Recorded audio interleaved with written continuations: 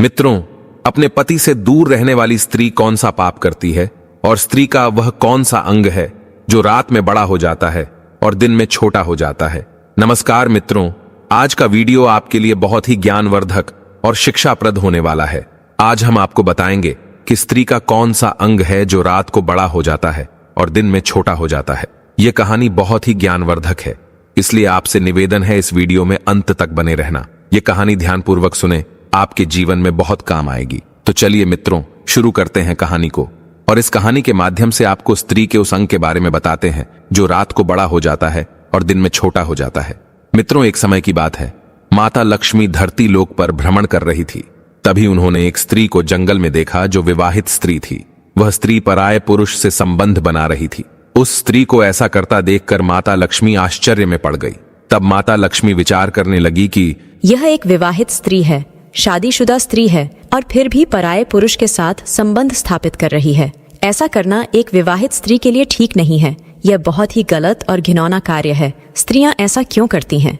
जो स्त्री पति की लंबी आयु के लिए करवा चौथ का व्रत करती है और वही स्त्री पराये पुरुष के साथ संबंध स्थापित करें, यह विधाता का कैसा खेल है? इसके बारे में मुझे जरूर जानना चाहिए। मित्रों, फिर माता लक्ष्मी विचार करती हैं, मैं कैसे पता लगाऊं कि स्त्रियां ऐसा क्यों करती हैं? तभी लक्ष्मी जी के मन में आता है कि क्यों ना भगवान विष्णु से इस सवाल का जवाब पूछा जाए। वही इस बात को सही तरीके से बता पाएंगे कि एक विवाहित स्त्री जो करवा चौथ का व्रत रखती है पति की लंबी आयु के लिए, और कुछ स्त्रियां पराये यानी गैर मर्दों के साथ में संबंध बनाए, आखिर वे ऐसा कैसे कर सकती हैं? मित्रों, इस रहस्य को जानने के लिए माता लक्ष्मी भगवान विष्णु के पास पहुंच जाती है। माता लक्ष्मी को चिंतित देखकर भगवान विष्णु ने कहा, हे देवी, आज तुम्हारा चेहरा देख करके मुझे ऐसा लगता है कि तुम कोई आश्चर्यजनक बात हमसे पूछने के लिए आई हो। अब तुम बताओ, क्या पूछना चाहते हो? तुम निसंकोच होकर के पूछो।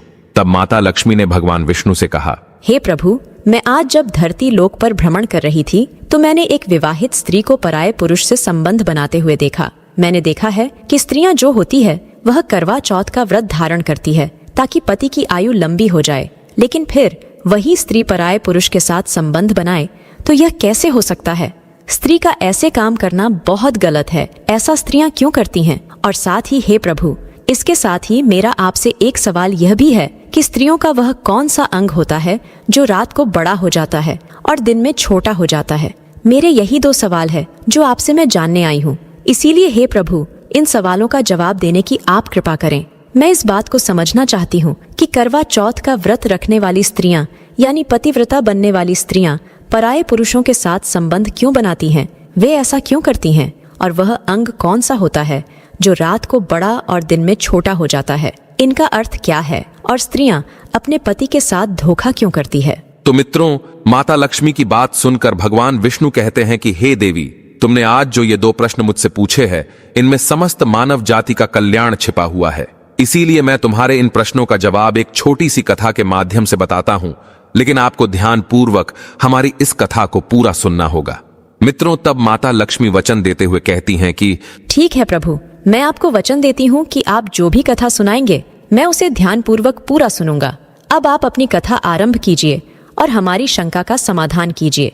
मित्रों, तब भगवान विष्णु कथा को आरंभ करते हैं और कहते हैं कि हे देवी, एक समय की बात है, किसी गांव में एक भागीरथ नाम का पंडित अपनी पत्नी धारणी के साथ रहता था। वह बहुत ही ज्ञानी था।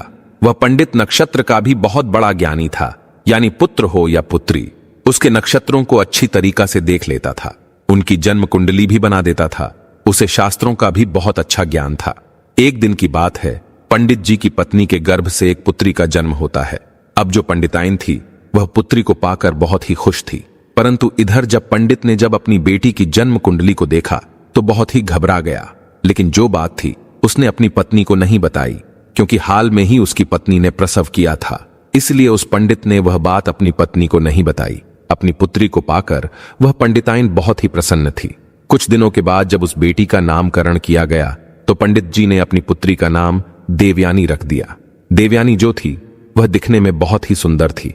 धीरे धीरे समय गुजरता गया और बेटी बढ़ती गई। जब देवयानी जवान हो गई और विवाह के लायक हो गई तो देवयानी की मां ने अपने पति यानी कि पंडित जी से कहा कि हे पिया जी, अपनी बेटी जो है वह अब विवाह के योग्य हो गई है। अब आप कोई अच्छा सा वर ढूंढ कर इसकी शादी कर दो। पंडित जब भी अपनी पत्नी की यह बात सुनता तो उस समय वह बात टाल देता है।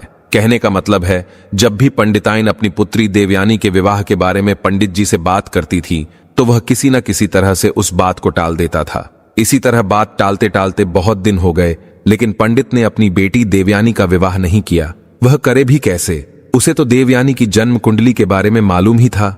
मित्रों, वह पंडित अपनी पुत्री का विवाह इसलिए नहीं करना चाहता था क्योंकि उसकी बेटी की जन्म कुंडली में यह लिखा था कि देवयानी का विवाह जिसके साथ में होगा 2-3 साल के बाद में वह मर जाएगा और देवयानी विधवा हो जाएगी।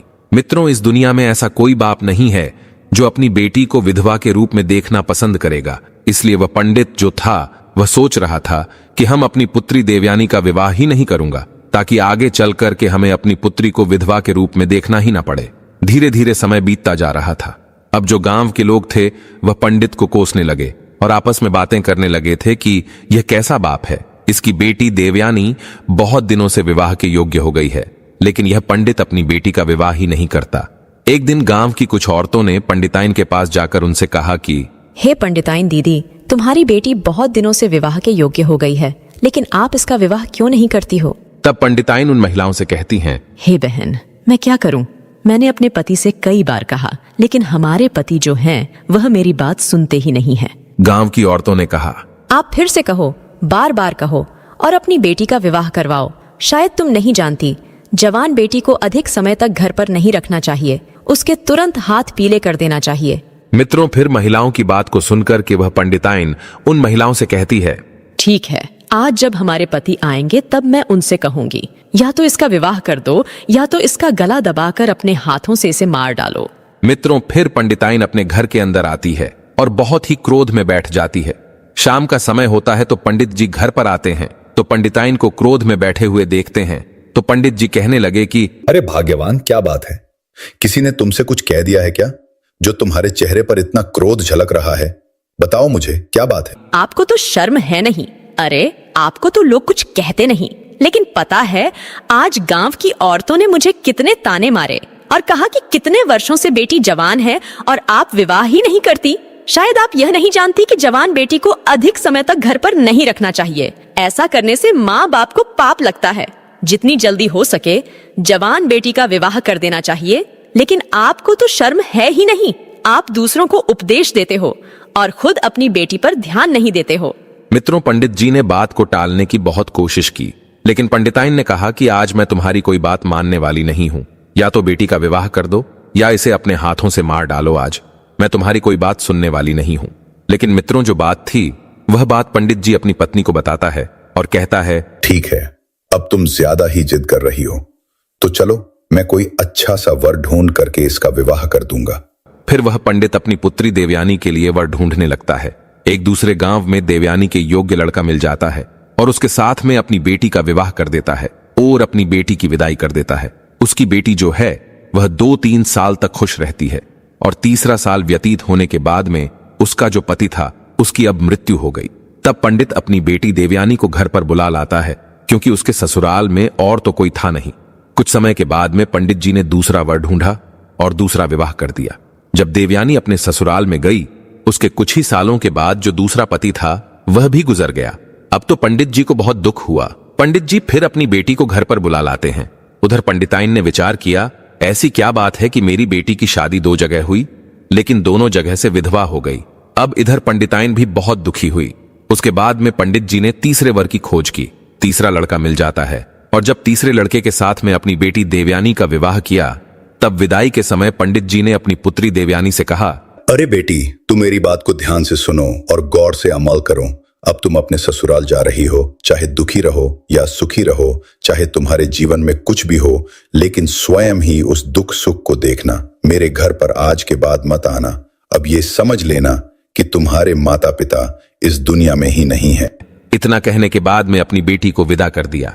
अब बेटी तो अपनी ससुराल चली जाती है और इधर पंडिताइन जब अपने पति से बेटी के प्रति ऐसा कहते हुए सुना था तो पंडिताइन ने अपने पति पंडित जी से कहा कि स्वामी, आप एक बात बताओ, आपने अपनी बेटी से ऐसा क्यों कहा कि आप समझ लेना कि आपके माता पिता इस दुनिया में नहीं है, हमारे घर पर कभी मत आना। क्या वह आपकी बेटी नहीं है? जो आपने उसे यह कहा कि स्वयं अपना ध्यान रखना, पति का ध्यान रखना, आप उसे ऐसा कैसे कह सकते हैं? तो मित्रों, पंडित जी अपनी स्त्री को अपनी पुत्री की कुंडली के बारे में बताना तो नहीं चाहते थे, परंतु पत्नी के बार बार पूछे जाने पर उसने अपनी स्त्री से कहा कि हे प्रिया, जब हमारी पुत्री का जन्म हुआ था तब मैंने अपनी पुत्री की जन्म कुंडली देखी थी। उसके नक्षत्र विवाह के प्रतिकूल थे। उसकी जन्म कुंडली में दोष था कि हमारी पुत्री का विवाह जिससे भी होगा वो 2-3 साल के बाद मर जाएगा या उससे पहले भी उसकी मृत्यु हो सकती है। हे प्रिया, अब हमारी उम्र भी हो चुकी है। हम अपनी पुत्री को कब तक बैठाकर खिलाते रहेंगे? कल को यदि हम ना रहें तो हमारी पुत्री यहां क्या करेगी? अगर वह अपने घर पर रहेगी तो क्या पता भगवान की कृपा होगी और उसके पास बाल बच्चे हो जाएं, तो वो बड़े आराम से अपना जीवन गुजार लेगी, ससुराल में रहकर अपना बुढ़ापा व्यतीत कर लेगी। मित्रों, अपने पति की बात सुनने के बाद उस पंडित की पत्नी को अपने ऊपर बहुत शर्म आने लगी कि मैंने अपने पति को कितना बुरा भला कहा, परंतु उन्होंने हमारी पुत्री का भला ही चाहा था, इसलिए उसका विवाह किसी से नहीं करना चाहते थे। मेरी ही गलती के कारण 2 लोगों की जानें चली गई। मित्रों, अब इधर कुछ समय बीतने के बाद उस पंडित की पुत्री के विवाह को 3 साल हो चुके थे। उन 3 सालों में उस पंडित की पुत्री के 2 पुत्र हुए। बड़े पुत्र का नाम वेद और छोटे पुत्र का नाम यश था। अब ऐसे ही समय बीत रहा था। मित्रों, फिर एक दिन अचानक ही उनके पिता की मृत्यु हो गई और अब उसके तीसरे पति की भी मृत्यु हो गई थी, जिस वजह से पंडित की पुत्री बहुत परेशान हुई और विधवा हो गई। अब वह अपनी दोनों संतानों के साथ ही अपने घर पर अपने बच्चों का पेट पालने लगी, क्योंकि उसके पिता ने भी उसे मायके आने से मना कर दिया था। इस वजह से वह अपने पिता के घर भी नहीं जा सकता थी। कुछ समय बाद उस पंडित की पुत्री के जो पुत्र थे वे बड़े हो चुके थे और अपने कार्य को स्वयं करने लगे थे। बड़ा बेटा जो वेद था वह एक व्यापारी बन चुका था और शहर में उसका खुद एक व्यापार था। वह अनाज की खरीदारी करता था और उसे शहर में ले जाकर बेचता था। उसकी राशन की एक बहुत बड़ी दुकान भी थी। वेद का एक बहुत ही अच्छा मित्र था जिसका नाम श्याम था। वह उसके गांव के बगल वाले गांव में रहता था। वेद का जो छोटा भाई था यश, अभी वह पढ़ाई कर रहा था। जब वेद बड़ा हो गया और अपने पैरों पर खड़ा हो गया तो उसकी मां ने उसका विवाह पास के गांव की एक लड़की जिसका नाम माया था उससे कर दिया। माया बहुत ही शर्मीली लड़की थी। वह जितनी शर्मीली थी उतनी ही रूपवती भी थी। वेद की पत्नी बनने के सारे गुण माया के अंदर विद्यमान थे। माया जिस गांव में रहती थी उसी गांव में श्याम रहता था। जब वेद की शादी हो गई तो कुछ दिनों बाद वेद फिर से व्यापार के सिलसिले में अपनी पत्नी माया को गांव में ही मां की सेवा के लिए छोड़ गया। अपने व्यापार को संभालने के लिए वह शहर चला गया। वेद यह समझ गया था कि उसका छोटा भाई पढ़ रहा है और उसकी पढ़ाई में कोई बाधा ना हो और उसे खाना पानी मिलता रहे, जिससे वह समय पर सारे कार्य कर पाए। और उसकी मां की उम्र भी हो चुकी थी, जिससे उन्हें भी कार्य करने में तकलीफ होती थी। इसलिए ही वेद ने अपनी पत्नी माया को गांव में ही छोड़ने का फैसला लिया था। जब भी माया को कुछ चाहिए होता था तो वेद श्याम से कहकर माया को सामान दिलवा दिया करता था। यदि माया को कहीं आना जाना भी होता था तो वेद श्याम से कहकर माया को उस जगह पर पहुंचा दिया करता था। माया भी शुरुआत में अपनी सासू मां की बहुत सेवा करती थी और अपने पति वेद से प्रेम करती थी। अब समय ऐसे ही बीत रहा था। मित्रों, फिर इधर माता लक्ष्मी को कथा सुनाते हुए भगवान विष्णु कहते हैं, हे देवी, अचानक से एक दिन श्याम वेद के घर आया। उस दिन वेद की पत्नी माया घर पर कोई कार्य कर रही थी। तब उसने बाहर से आवाज लगाई कि अरे भाभी, कहां हो? बाहर निकल करके आओ। आपके पिताजी की तबीयत बहुत ही खराब है और उन्होंने मुझे आपके पास भेजा है और वे आपसे मिलना चाहते हैं। जब माया ने श्याम की इतनी बात सुनी तो भागती हुई श्याम के पास पहुंची। अब इतने में माया की सास भी आ जाती है। जब श्याम को बाहर देखती है तो वह श्याम के घर आने का कारण पूछती है। तब श्याम कहता है कि मां, माया भाभी के पिता की तबीयत बहुत खराब है, उन्होंने शीघ्र इन्हें लाने के लिए भेजा है, इसीलिए मैं यहां आया हूं।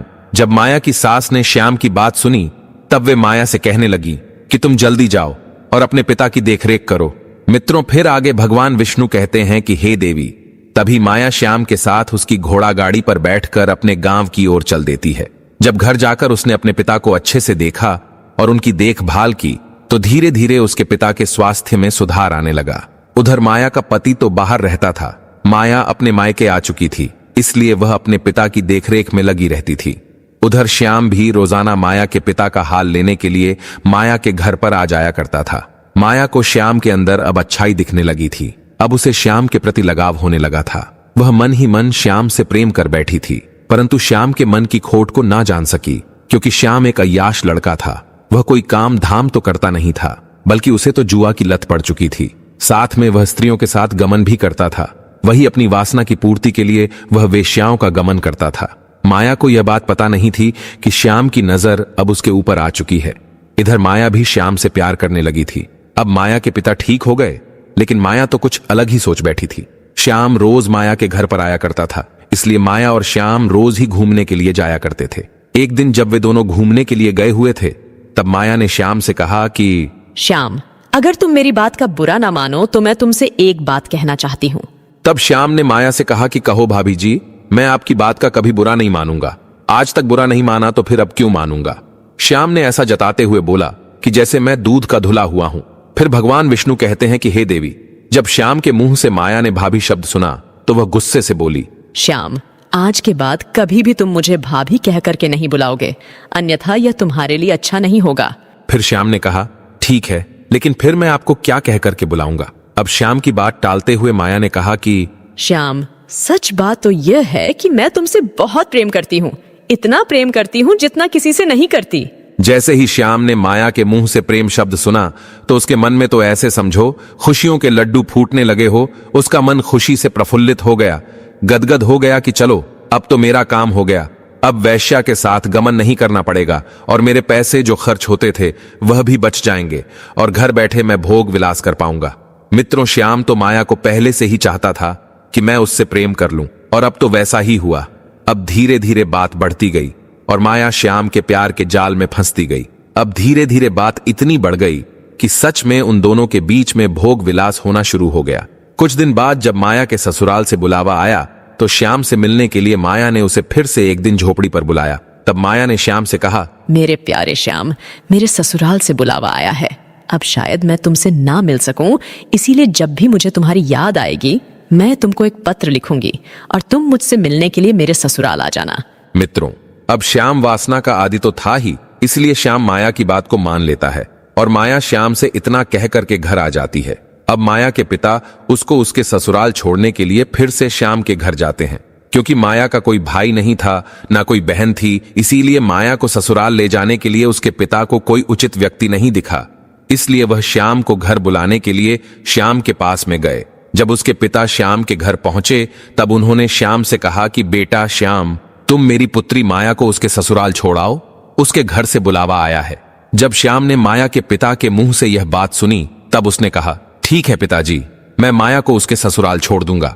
मित्रों, फिर आगे भगवान विष्णु कहते हैं, हे देवी, अब क्या था। श्याम माया को उसके ससुराल छोड़ने के लिए अपनी घोड़ा गाड़ी पर बिठाकर ले जाता है। अब दोनों घोड़ा गाड़ी पर बैठकर जंगल के कच्चे रास्ते से होते हुए माया के ससुराल पहुंच जाते हैं। फिर उधर श्याम माया को उसके ससुराल में छोड़कर अपने घर को लौट जाता है। जैसे ही दोनों को 2-3 दिन व्यतीत होते हैं तो अब माया को श्याम की याद आई, क्योंकि वह जब अपने घर पर थी तो रोज झोपड़ी में श्याम से मिलने के लिए जाया करती थी। इसलिए अब वह वासना की पूर्ति के लिए श्याम को पाना चाहती थी। उससे मिलकर एक बार उसके साथ में फिर से भोग करना चाहती थी, क्योंकि उसका पति वेद तो अपने घर से बहुत दूर शहर में रहता था। वहां पर अपने बीवी बच्चों का पेट पालने के लिए और उन्हें अच्छी जिंदगी देने के लिए वह व्यापार वहां पर करता था। वेद मुश्किल से 5 या 6 महीने में एक बार अपने घर पर आता और 5-6 दिन के बाद वह पुनः चला जाता था। एक दिन जब माया से रहा नहीं गया तो उसने खत लिखा। माया ने उस खत में लिखा कि हे प्यारे श्याम, मुझे तुम्हारी बहुत याद आ रही है और मुझे ऐसा लगता है कि मैं अब तुम्हारे बिना रह नहीं सकती, इसीलिए आज तुम मुझसे मिलने के लिए मेरे घर पर आ जाओ। अब क्या था, जब श्याम को माया का खत मिला तो वह फौरन उससे मिलने के लिए उतावला होकर के चल दिया। उधर माया भी अपने गांव से बाहर आ चुकी थी। जब श्याम माया के ससुराल जा रहा था तभी श्याम को माया रास्ते में मिल गई। अब श्याम और माया दोनों वहां साथ साथ घूमने के लिए चल दिए। माया की सास को यह पसंद नहीं आ रहा था कि उसकी बहू किसी पराये पुरुष के साथ ससुराल में ही घूमे। अपने मायके में घूमे तो बात अलग थी, परंतु वह तो ससुराल में ही किसी पराये पुरुष के साथ घूम रही थी। वह उसे बुलाने आता था तो भी माया की सास को पसंद नहीं आता था। मित्रों, फिर आगे भगवान विष्णु कथा को सुनाते हुए कहते हैं, हे देवी, आप जिसको देख करके आ रहे हो ये उसी स्त्री की कहानी मैं आपको सुना रहा हूं। अब आगे सुनो। उधर श्याम भी माया से मिलकर चला जाता था और फिर से 3-4 दिन बाद वह वापस आता है। जब यह घटना 5 से 6 बार हुई तब उसकी सास ने एक दिन माया से कहा कि माया, ऐसा नहीं चलेगा। जब तक मेरा पुत्र अब घर नहीं आ जाता तब तक तुम घर पर किसी को नहीं बुला सकती, चाहे वह तुम्हारे मायके से आने वाले तुम्हारे पिता हो या और कोई हो। मित्रों, जब माया ने अपनी सास की यह बात सुनी तो वह बहुत क्रोधित हुई, लेकिन कुछ बोल ना सकी। अब अगले दिन माया ने श्याम को खत लिखा कि श्याम, अब तुम मुझसे मिलने के लिए कुछ दिन बाद आना, क्योंकि मेरी सास को मुझ पर शक होने लगा है। जब मेरी सास घर पर नहीं रहा करेगी तभी मैं तुमको बुलाऊंगी। उधर श्याम अपनी काम वासना रोक नहीं पा रहा था। मित्रों, फिर इसी बीच माया की सास एक दिन 5 दिनों के लिए तीर्थ स्थल पर चली जाती है। फिर क्या था, अब तो माया को जैसे ही छूट मिल गई हो, अब वह फटाफट श्याम को बुलाती और उसके साथ घर में ही संबंध स्थापित करती। और जब उसके देवर की स्कूल से छुट्टी होती थी तो उसके आने से पहले ही श्याम को घर से बाहर निकाल देती थी। एक दिन की बात है, जब माया ने श्याम को अपने घर बुला रखा था, तभी अचानक से माया का देवर यश वहां पर आ जाता है। तब वह देखता है कि उसकी भाभी माया श्याम को रसोई घर में बैठाकर खाना परोस रही है। यश को श्याम के चरित्र के बारे में सब कुछ पता था। वह जानता था कि श्याम किस प्रकार का लड़का है और वह कौन कौन से कार्य करता है। इसलिए यश ने अपनी भाभी से कहा, भाभी जी, आप किसी ऐरे गहरे को इस प्रकार घर पे नहीं बुला सकती है, और शायद आप इसके चरित्र के बारे में भी नहीं जानती हैं। तभी तो आप इससे बड़े प्रेम से बातें करती हो और इसके साथ घूमती हो। ये आप बहुत गलत कर रही हो। आप इसका साथ छोड़ दो, नहीं तो मैं आपकी शिकायत भैया से कर दूंगा। मित्रों, फिर भगवान विष्णु कहते हैं कि हे देवी, जब श्याम ने यश की ऐसी बात सुनी तो वह गुस्से में वहां से चला गया। माया को अपने देवर यश की बात पसंद नहीं आई। माया तुरंत भागकर बाहर गई और श्याम से बोली, श्याम, तुम गुस्सा मत होना, मैं यश को सबक अवश्य सिखाऊंगी। तब श्याम ने कहा, ठीक है माया, अगर तुम ऐसा कहती हो तो ठीक है, अन्यथा मैं अब यहां पर कभी नहीं आऊंगा। इतना कहकर श्याम वहां से चला जाता है और इधर माया भी अंदर घर में पहुंच गई। वह सोचने लगी, अगर यश घर पर रहेगा तो जरूर ही मेरे और श्याम के बीच रुकावट बनेगा। मैं एक काम करती हूँ, इस भोलू को जहर देकर के मार देती हूँ, तब हमारे बीच की रुकावट और यह कांटा हमेशा के लिए निकल जाएगा। मित्रों, फिर भगवान विष्णु कहते हैं कि हे देवी, माया अपने मन में यही सोच करके अगले दिन जब वह खाना बना रही थी, उसने खाना बाहर निकाल लिया और उसने अपने देवर के खाने में जहर मिला दिया। जब यश ने खाना खाया तो उसकी मृत्यु हो गई। अब कोई यह जान भी नहीं पाया कि यश की मृत्यु कैसे हुई। यश की मां बहुत दुखी होती है। उधर माया मन ही मन बहुत प्रसन्न हो रही थी कि चलो, अब मेरे और श्याम के बीच का कांटा हमेशा के लिए मिट गया। अब हमारे प्यार के बीच में और कोई नहीं आएगा। जब यह बात शहर में वेद को पता चली तो वह कामकाज को छोड़ करके तुरंत अपने गांव लौट आता है।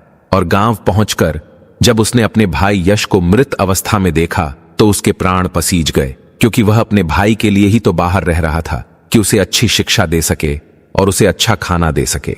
इसलिए ही उसने अपनी पत्नी को घर पर ही छोड़ रखा था कि उसे खाना ना बनाना पड़े, घर का काम ना करना पड़े और अपने भविष्य की उसे चिंता ना करनी पड़े, ताकि वह पढ़ाई पर ध्यान दे पाए। लेकिन उसका भाई तो मर चुका था। कुछ दिन वेद घर पर रुकता है और कुछ दिनों के बाद में वेद अपनी पत्नी माया को छोड़कर पुनः व्यापार के सिलसिले में फिर से शहर को चला जाता है। अब माया फिर से प्रक्रिया दोहराने लगती है। कुछ दिन ऐसे ही बीते तो माया की सास ने माया से कह दिया कि देखो माया, हमारे घर पर यह सब नहीं चलेगा। अगर दोबारा ऐसा कुछ हुआ तो मैं तुम्हारी यह बात वेद से शिकायत कर दूंगी। जब माया ने अपने प्रेमी श्याम के बारे में ऐसा सुना तो वह जोर से बोली, जिसको जो करना है वह कर लो, कोई बाल भी बाका नहीं कर सकता। मैं किसी से डरती नहीं हूँ, मैं श्याम से बहुत प्यार करती हूँ। मित्रों, जब माया की सास ने माया के मुंह से ऐसा सुना तो माया से बोली, यह तू क्या बकवास कर रही है? तू उस पराये पुरुष के लिए अपने पति के साथ दगा कर रही है। मुझे तो लगता है मेरे पुत्र को तूने ही मारा है। जब तू ऐसा कह सकती है तो तू मेरे पुत्र को भी मार सकती है। फिर क्या था, माया को फिर से गुस्सा आ गया और माया गुस्से में बोली, हाँ, मैंने ही मारा है बुढ़िया, और मैं तुझे भी मार डालूंगी। अगर तू मेरे और श्याम के प्यार के बीच में दीवार बनी तो तुझको भी मैं नहीं छोड़ने वाली। मित्रों, फिर अचानक से एक दिन वेद को पता चला कि उसकी मां की मृत्यु हो गई है, तो वह सब कुछ छोड़कर चला आता है और वह देखता है कि उसकी मां की मृत्यु हो चुकी है। जब माया का पति माया से पूछता है तो वह कुछ नहीं कहती, लेकिन वेद को अब माया के ऊपर शक हो रहा था। वेद के बार बार पूछने पर माया जो है वह सब सच सच बता देती है कि मैं श्याम नाम के लड़के से प्यार करती हूँ और आपका भाई और आपकी माँ मेरे प्यार के बीच में रुकावट बन रहे थे, और इसलिए मैंने उनके खाने में जहर मिलाकर के बारी बारी से उनको मार दिया। और हाँ, मैं श्याम से बहुत प्यार करती हूँ। मैं उसके बिना नहीं रह सकती हूँ। मित्रों, जैसे ही वेद ने अपनी पत्नी के मुंह से यह बात सुनी कि मैं श्याम से प्यार करती हूँ, जो श्याम वेद का बहुत ही अच्छा दोस्त था, वेद ने अपनी पत्नी माया से कुछ नहीं कहा। बस इतना कहा कि अब तुम ऐसा करो, जितना जल्दी हो सके तुम मेरे घर से निकल जाओ और अपने प्रेमी श्याम के पास में चली जाओ, क्योंकि वही तेरे लायक है और वही तेरी अच्छी देखभाल करेगा। मित्रों, फिर क्या था, अब तो माया को छूट मिल चुकी थी। उधर श्याम भी आ चुका था। माया श्याम के साथ घर पर जा पहुंचती है। कुछ दिन तक तो सब ठीक था, लेकिन कुछ दिन के बाद में माया को पता चला कि श्याम बहुत ही नीच जाति का व्यक्ति है। वह पराई औरतों पर अपनी गंदी नजर रखता है और उसके यहाँ बकरी का एक तबेला है और वह बकरी भी चराता है। अब तो माया अपने प्रेमी श्याम के साथ बकरी चराने लगी और अपने भाग्य को कोसने लगी और कहने लगी कि ये कहाँ मैं फंस गई? अरे मैं तो एक रानी की तरह अपना जीवन व्यतीत कर रही थी।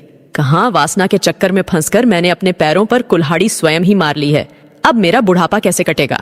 मित्रों, फिर भगवान विष्णु कहते हैं कि हे देवी, यही सोच सोचकर माया अपना माथा पीट रही थी और अपने किए पर पछता रही थी। उधर वेद ने एक अच्छी सी स्त्री को देखकर विवाह कर लिया और दोनों साथ साथ रहने लगे। उधर माया का श्याम के साथ बहुत बुरा हाल था। वह अपने भाग्य को बार बार कोस रही थी कि यदि उसने वेद को धोखा ना दिया होता तो आज वह एक रानी की तरह राज्य कर रही होती। फिर भगवान विष्णु कहते हैं, हे देवी, स्त्री को आज तक ना कोई समझ पाया है और ना ही कोई समझ पाएगा। स्त्री एक ऐसा माया जाल है जो समय आने पर बदल जाता है। स्त्री अपनी हो या पराई, उस पर कभी भी भरोसा नहीं करना चाहिए। मित्रों, भगवान विष्णु आगे कहते हैं कि हे देवी, मैं खुद पता नहीं लगा सकता कि स्त्री के अंदर क्या चल रहा है। हमने स्त्री को बनाया जरूर है, लेकिन फिर भी मैं स्त्री के अंदर की बात को नहीं जान सकता। और इस संसार में ऐसा कोई नहीं है जो स्त्री के मन की बात जान सकता है। स्त्री कितनी भी भरोसेमंद क्यों ना हो, फिर भी उस पर भरोसा नहीं करना चाहिए।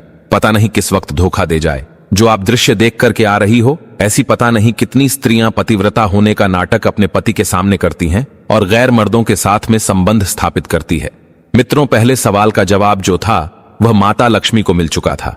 उसके बाद भगवान विष्णु कहते हैं कि हे देवी, साथ ही साथ मैं आपको यह और बता दूं कि कौन सी एक स्त्री है और वह कौन सा पुरुष है जिससे हर व्यक्ति को हमेशा दूर रहना चाहिए। तो जो एक स्त्री पराये पुरुष के साथ संबंध स्थापित रखती है, उनके साथ उठती बैठती है और अपने घर को छोड़कर दूसरे के घर पर ध्यान देती है, अपने को पराया और पराये को अपना समझती है, तो ऐसी स्त्री से हमेशा हर पुरुष को बचकर रहना चाहिए। ऐसी स्त्री हमें अवश्य ही किसी ऐसे जाल में फंसा देगी जहां से निकलना अत्यंत कठिन हो जाता है। मित्रों, भगवान विष्णु कहते हैं, हे देवी, आइए अब मैं तुम्हारे दूसरे सवाल का जवाब देता हूं कि स्त्री का वह कौन सा अंग है जो रात को बड़ा हो जाता है और दिन में छोटा हो जाता है। तो स्त्री का वह अंग है आंख की पुतली।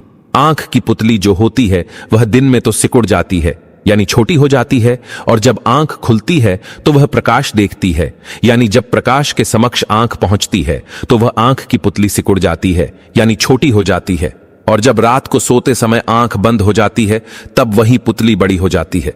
तो हे देवी, मैंने तुम्हें तुम्हारे दोनों प्रश्नों के उत्तर दे दिए हैं।